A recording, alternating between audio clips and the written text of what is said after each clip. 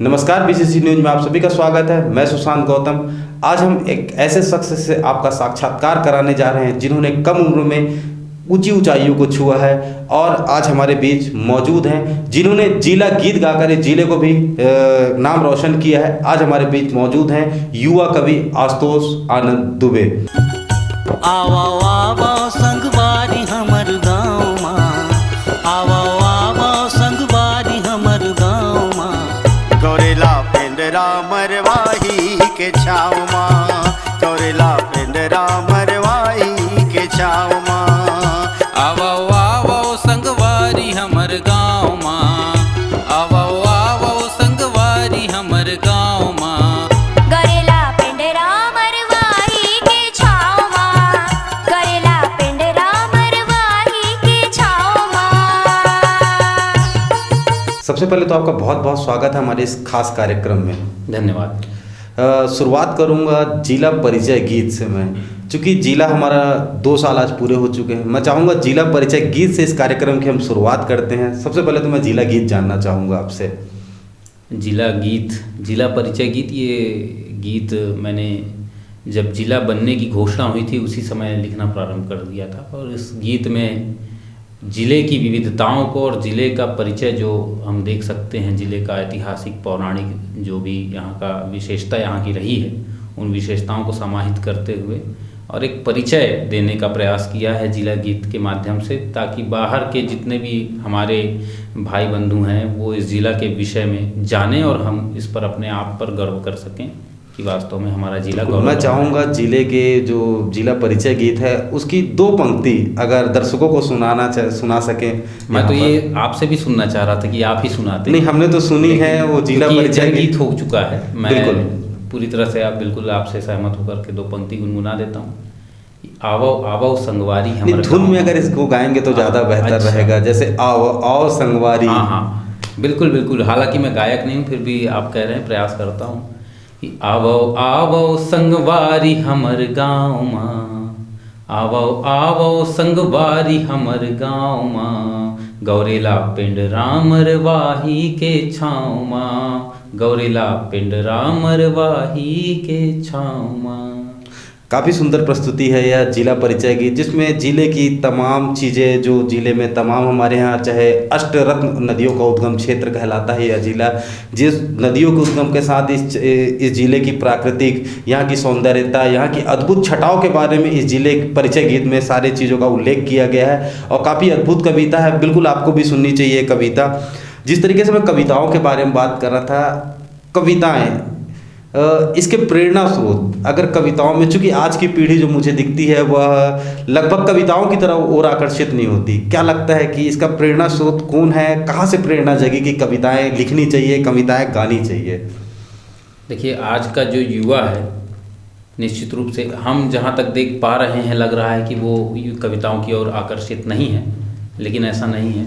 आज का युवा भी कविताओं की ओर आकर्षित है और उसका भरपूर प्रयोग करता है, लिखता है, गाता है, गुनगुनाता है, सुनता है, पढ़ता है। जहाँ जहाँ पर उसे आवश्यकता महसूस होती है, चाहे वो अपने करियर के लिए जूझ रहा हो, चाहे अपने प्यार के लिए जूझ रहा हो, या फिर किसी और कारणों से वो जूझ रहा हो, अपने जीवन में हर समय वो महसूस करता है कि उस परिस्थिति में कहीं ना कहीं उसका आधार कुछ है अगर, तो वो कविता है। तो कविता से जुड़े हुए लोग हैं। निश्चित रूप से समय थोड़ा ऐसा है कि मॉडर्न ज़माना आ गया है, लोग मोबाइल और लैपटॉप गैजेट्स में व्यस्त हो गए हैं। इस वजह से हमें लगता है कि गैजेट्स के माध्यम से वे कविताओं से दूर हो रहे हैं, लेकिन ऐसा नहीं है। कविताएं कागज़ से निकल करके आज मोबाइल, लैपटॉप और अन्य संसाधनों में भी उपलब्ध है, तो वहाँ वो जुड़ रहा है जहाँ उसे प्लेटफॉर्म मिल रहा है। तो कविताएं मरी नहीं हैं, आज के युवाओं में कविताएं आज भी जिंदा हैं। बिल्कुल, एक कविताएं जिंदा हैं, चाहे वो प्रेम में हो, चाहे हास्य में हो, चाहे वीर रस में हो, तमाम कविताएं आज सुनने को मिलती हैं, जिसे एक निरंतर एक आगे चल के एक, चूँकि कवि और एक पत्रकार यही 2 प्रोफेशन ऐसे होते हैं जो निष्पक्ष होकर काम करते हैं। साहित्य पे मैं एक बात जानना चाहूँगा। साहित्य जिस तरीके से मेरा कहना है, साहित्य में काफ़ी शून्यता आ चुकी है, इसको खत्म करने के लिए किस तरीके का प्रयास करना चाहिए? साहित्य में शून्यता कहाँ आ गई है? चूँकि क्षेत्रीय, अगर मैं बात करूँ क्षेत्रीय पहचान जो साहित्य के नाम से जाना है, क्षेत्रीय पहचान नहीं है इस जिले की साहित्य के क्षेत्र में। बात करें अगर माधवराव सप्रे, पंडित माधवराव सप्रे की या गुरुदेव रवींद्रनाथ टैगोर की, यह अनायास इनका आगमन जिले में, ये साहित्य की रचना तो पहले से कर रहे थे, लेकिन यहाँ आने के बाद एक जोड़ा गया। लेकिन इस क्षेत्र से साहित्य की शून्यता खत्म, क्षेत्रीय साहित्य को बढ़ावा देने के लिए किस तरीके का प्रयास करना चाहिए? अच्छा सवाल है, आपने बड़ा ही घुमा फिरा करके एक सीधा सवाल पूछा है कि क्षेत्र की साहित्यिक शून्यता जो हम देख पा रहे हैं उसे कैसे खत्म किया जाए। साहित्यिक शून्यता तो क्या कहें, क्षेत्र में साहित्य के प्रति जागरूकता की बहुत कमी है। उसका सबसे बड़ा कारण है कि यह वनांचल क्षेत्र है और कहीं ना कहीं अशिक्षा का बड़ा यहाँ पर हाथ रहा है इस क्षेत्र में, कि लोग उतने शिक्षित नहीं हो पाए। अगर आप शिक्षा से दूर रहेंगे, वंचित रहेंगे, तो साहित्य से भी दूर रहेंगे। हालांकि कहीं ना कहीं पर ऐसा भी देखा गया है कि शिक्षा ग्रहण करके या स्कूल जा कर के ही साहित्य नहीं, कई बार हम देख सकते हैं कि ऐसा भी लोग हैं जो स्कूल कभी नहीं गए लेकिन साहित्य से उनका लगाव रहा है। सबसे बड़ा कारण है मानवीय संवेदनाओं का जागरण। आप मानव की संवेदनाओं को जिंदा रखें। कविताएं, साहित्य मानव की संवेदनाओं की सबसे बड़ी संवाहक हैं। साहित्य जो है समाज का दर्पण होता है। कहीं ना कहीं जो व्यक्ति समाज से जुड़ा हुआ है वो साहित्य से जुड़ा हुआ मिलेगा। क्षेत्र के में जहाँ तक बात करें, आपने सप्रे जी का नाम लिया, गुरुदेव का नाम लिया, ये यहाँ पर कुछ समय के लिए आए और उन्होंने इस क्षेत्र को ऐसा गौरव दिया कि आज भी हम उन्हीं के नाम को लेकर के चल रहे हैं। निश्चित रूप से हमें बिल्कुल क्षेत्रीय स्थानीय साहित्य, वही मैं आपसे सवाल कर रहा था। चूँकि क्या है, जितना मैंने गुरुदेव रवींद्रनाथ टैगोर के बारे में पढ़ा है, जो बंगाल से यहाँ पर अपनी पत्नी का इलाज कराने के लिए आए थे, उल्लेख नज़र नहीं आता पेंड्रा पे। एक अनायास उनका आना होता है। चूँकि ये क्षेत्र स्वास्थ्य संबंधित काफ़ी, यहाँ पर जो यहाँ का वनांचल क्षेत्र है, जो ये स्वास्थ्य के लिए काफ़ी अच्छा है, इसलिए यहाँ पर वो आए, एक अनायास। लेकिन पेंड्रा का जिक्र नहीं आता। वो अपने एक निजी कारणों से यहाँ आए हुए थे, जैसा कि हमें इतिहास के माध्यम से पता है कि वो अपनी पत्नी का इलाज कराने के लिए आए हुए थे। तो वो उनका एक निजी कारण था जिसकी वजह से उस क्षेत्र में आए हुए थे। साहित्य की रचना तो वो अनवरत अपने आजीवन अपने जीवन काल में उन्होंने किया है, और ये भी शोध का विषय है कि जब वो यहाँ रहे हैं तब क्या उन्होंने साहित्य रचा, और रचा तो वो कौन सा साहित्य था जो उन्होंने इस क्षेत्र में रह करके रचा। ये तो फाकी रचना का जिक्र आता है। फाकी रचना के विषय में कहा जाता है कि वो बिलासपुर के स्टेशन में रची गई, या कहा जाता है कि उन्होंने शांति कुंज में बैठ करके शांति निकेतन में जब अपनी पत्नी के विषय में उन्होंने उसे याद किया उन्हें, तब उन्होंने रचना करी। उस पर भी कई सारी भ्रांतियाँ हैं। ऐसा कहीं जिक्र नहीं मिलता कि पेंड्रा में उन्होंने रचना की, लेकिन ये भी एक खोज का विषय है। इस पर आप भी ढूंढिए, हम भी ढूंढेंगे, हम सब मिलकर ढूंढेंगे। अगर इतिहास में कभी ऐसा कुछ हुआ है तो उसे सामने लाया जाना चाहिए। सप्रे जी की जहाँ तक बात की जाए, वह भी अपने जीवन काल में उन्होंने पूरा साहित्य और पत्रकारिता को उन्होंने समर्पित किया है। यहाँ पर उन्होंने 2-3 वर्ष जो गुजारे हैं, निश्चित बात है कि अगर वो अपने जीवन काल में उन्होंने साहित्य और पत्रकारिता में कार्य किया है तो उन 2-3 वर्षों में भी किया ही होगा। तो ये उनकी बड़ी विशेषता है। ये इस क्षेत्र की विशेषता हम लोगों के लिए इसलिए है क्योंकि सप्रे जी ने यहाँ पर कार्य किया। लेकिन क्षेत्र में साहित्यिक शून्यता के विषय में आप बात कर रहे हैं, इसके लिए प्रयास किया जाना चाहिए। हमारे पूर्वजों ने और हमारे अपने समय के साहित्यकारों ने क्या प्रयास किया, इस विषय में तो मैं कुछ कह नहीं पाऊँगा। लेकिन वर्तमान समय में जहाँ तक मैं देख पा रहा हूँ कि मैं पिछले 6-7 वर्षों से कार्य कर रहा हूँ, और क्षेत्र की जनता, क्षेत्र की श्रोता और क्षेत्र के साहित्य प्रेमियों से मुझे बहुत लगाव, बहुत आत्मीयता, बहुत प्रेम मिल रहा है और सपोर्ट भी मिल रहा है।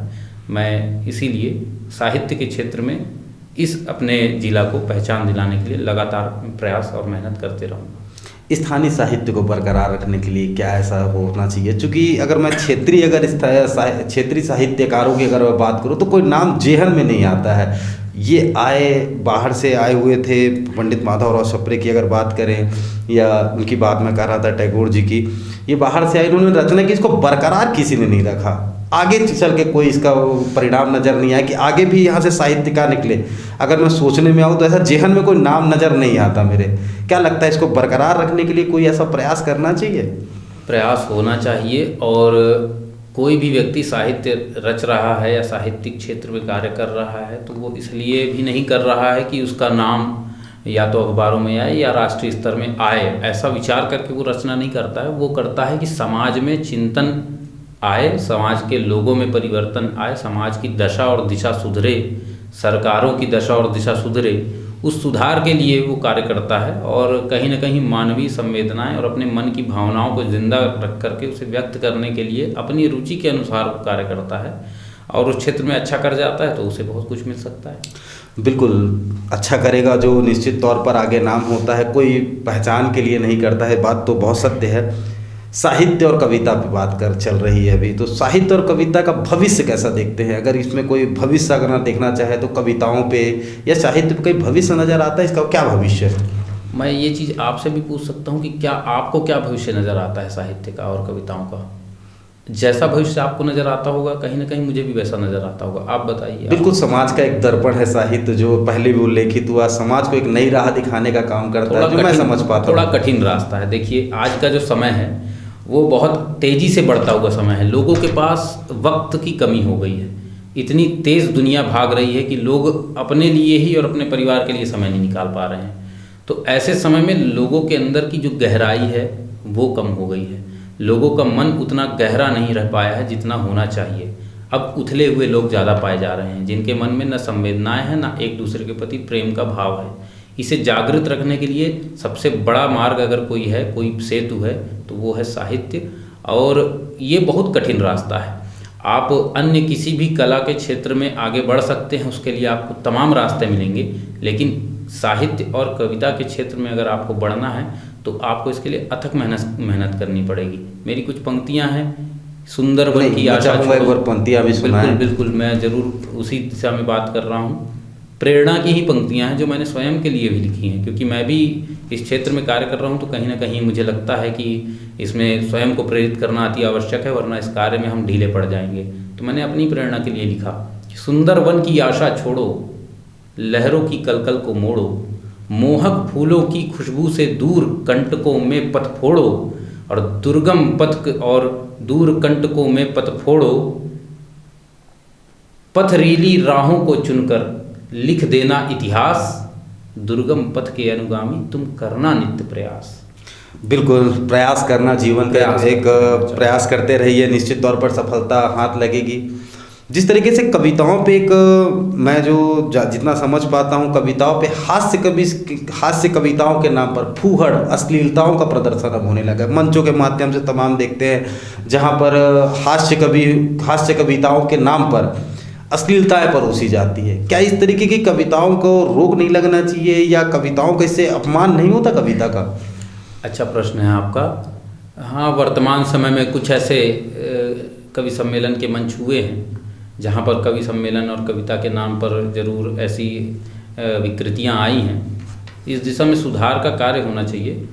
एक ऐसी पीढ़ी बीच में आ गई और कुछ ऐसे लोग आ गए जो अब नाम तो नहीं लेना चाहिए, लेकिन कुछ लोगों के कारण ही, ये सब नहीं है ऐसे, कुछ लोगों के कारण ही बहुत जल्दी फेमस हो जाना, प्रसिद्ध हो जाने की दिशा में आगे बढ़ने के लिए, या कुछ लालच, या बहुत अधिक लोगों तक या बहुत अधिक मंच प्राप्त पाने के नाम से, या जैसा भी जो भी उनका विचार हो, ऐसे विचार को लेकर के, या अध्ययन की कमी या साहित्य लेखन की कमी या उनकी अंदर की अभिरुचि जो भी हो, जिसकी वजह से वो फूहड़ता की दिशा में बढ़ रहे हैं, चुटकुलेबाजी कर रहे हैं, क्योंकि साहित्य तो उनके पास है ही नहीं। क्योंकि जिसके पास साहित्य है उसके पास मंचों तक दौड़ लगाने के लिए या चाटुकारिता करके मंच पाने के लिए समय ही नहीं है। और जो चाटुकारिता करके मंच पाना चाहता है या किसी पीछे के रास्ते से घुस करके और कवि सम्मेलनों के मंच पर प्रसिद्ध होना चाहता है, वो ऐसे ये तमाम तरीके अपनाता है कि वे चुटकुले सुनाकर या अश्लीलता से या कुछ और करके कवि सम्मेलन के मंचों को खराब कर रहे हैं या श्रोताओं का स्वाद खराब कर रहे हैं।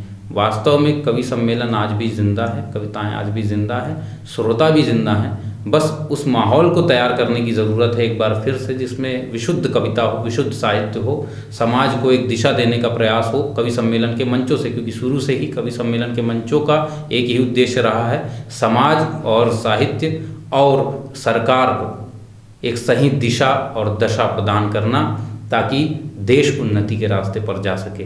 कार्य कर रहे हैं, हम भी उसी दिशा में कार्य कर रहे हैं। निश्चित रूप से कभी वो समय आएगा जब कवि सम्मेलनों का मंच साफ होगा और हम सभी मिलकर के एक अच्छे कवि सम्मेलन के मंच के माध्यम से समाज में परिवर्तन होते हुए निश्चित रूप से देख पाएंगे। बिल्कुल, एक अच्छा कवि की बात कर रहे हैं आप। वीर रस लिखते हैं आप, वीर रस की कविताएं लिखते हैं। मैं चाहूँगा एक वीर और भी कई प्रकार की रचनाएं श्रृंगार हर विधा के, मैं मान के चलता हूँ कि कवि वो नहीं है जो किसी एक विधा में लिखे। कवि वो है जिसके अंदर नौ रसों का जिसके अंदर उद्वेलन है, नौ रसों का जिसके अंदर मेल है, वही सच्चा कवि है। वीर रस की कविता सुनना चाहते हैं आपसे कि वीर रस पे कोई ऐसा जो युवाओं पे एक जोश जगाए, आज की पीढ़ी पे जोश जगाए, ऐसी कोई कविता अगर जेहन में आ रही हो तो उसको सुनने की इच्छा है और दर्शकों को भी सुनाना चाहें अगर। जी ठीक है, जैसे अब वीर रस की आप बात कर रहे हैं, वीर रस वीरता का प्रतीक है, ओज का प्रतीक है। कहीं कहीं आपके अंदर उद्वेलन हो, आपके मनोभाव में एक नई ऊर्जा का संचार हो, निगेटिव नकारात्मकता दूर हो करके आप सकारात्मकता पॉजिटिव एनर्जी की ओर आगे बढ़ें, उसलिए उसका उद्देश्य होता है। युवाओं के लिए संदेश के लिए आपने बात की। हमारे देश में अगर हम देखें कि युवाओं का सबसे बड़ा प्रेरणा स्रोत अगर हम किसी को देख पाते हैं, वो होते हैं स्वामी विवेकानंद।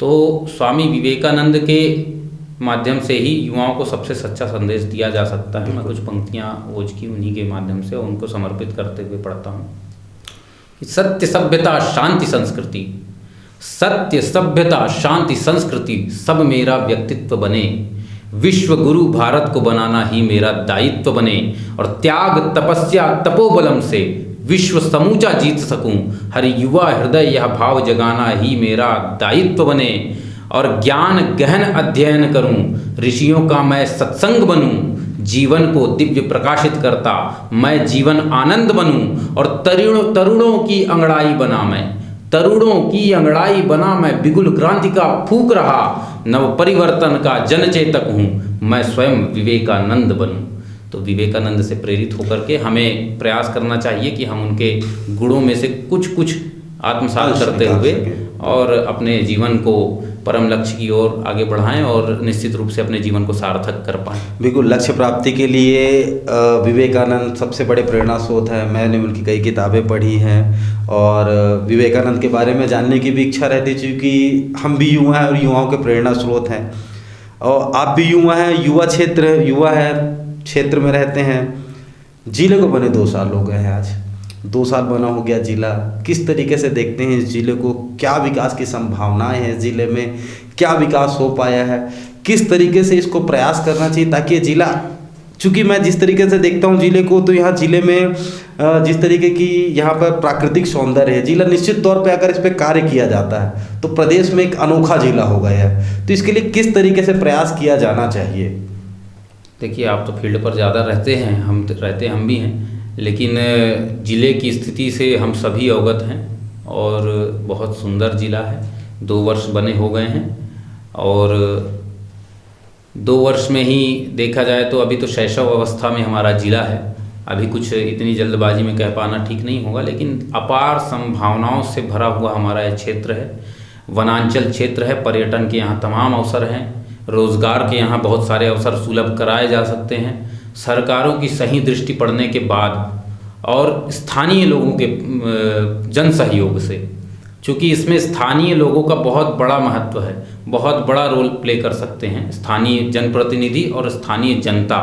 अगर ये लोग, हम सभी अपने निजी स्वार्थ को छोड़ दें, अपने निजी स्वार्थ और लाभ हानि को छोड़ करके अगर क्षेत्र के विकास की दिशा में आगे बढ़ें और क्षेत्र के विकास के लिए कार्य करने की सोचें। हर चीज़ बजट से नहीं होता है, कुछ मन से भी होता है।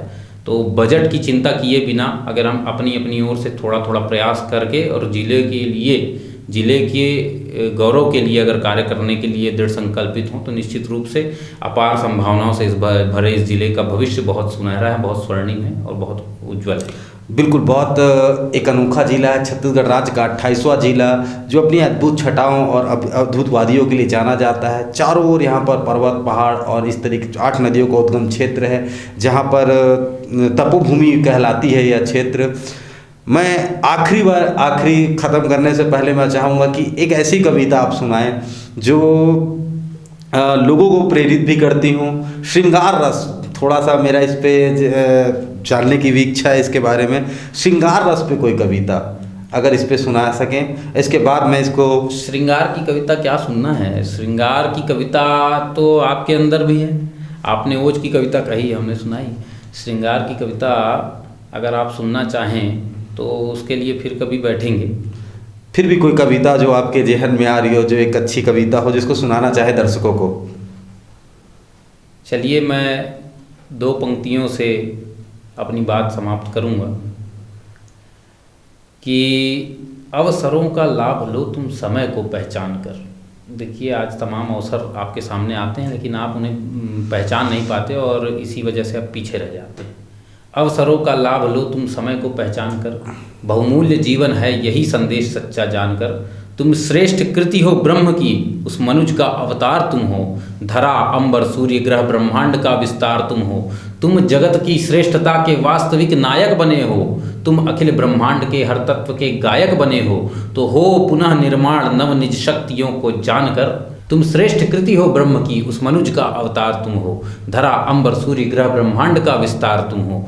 तुम जगत की श्रेष्ठता के वास्तविक नायक बने हो। तुम अखिल ब्रह्मांड के हर तत्व के गायक बने हो। तो हो पुनः निर्माण नव निज शक्तियों को जानकर। अवसरों का लाभ लो तुम समय को पहचान कर। धन्यवाद। बिल्कुल, अवसरों का लाभ लो तुम समय को पहचान कर। जीवन में सभी के अवसर आते हैं और अवसरों का लाभ लेना चाहिए और अवसरों को लाभ के साथ आगे बढ़ना चाहिए। इसी के साथ ही मैं आपसे इन सारी चीज़ों के लिए कि आपको बहुत बहुत धन्यवाद देना चाहूँगा। निश्चित तौर पर आप आगे बढ़ें, इसी तरीके क्षेत्र में साहित्य का और कविताओं का इसी तरीके से नाम आगे बढ़ाएं, क्योंकि क्षेत्रीय साहित्य की शून्यता जो है वो निश्चित तौर पर आगे बढ़ेगी और क्षेत्र साहित्य के नाम से भी जाना जाएगा और कवि के भी नाम से जाना जाएगा। फिर किसी अन्य शख्सियत के साथ मुलाकात होगी, तब तक दीजिए मुझे इजाज़त। नमस्कार।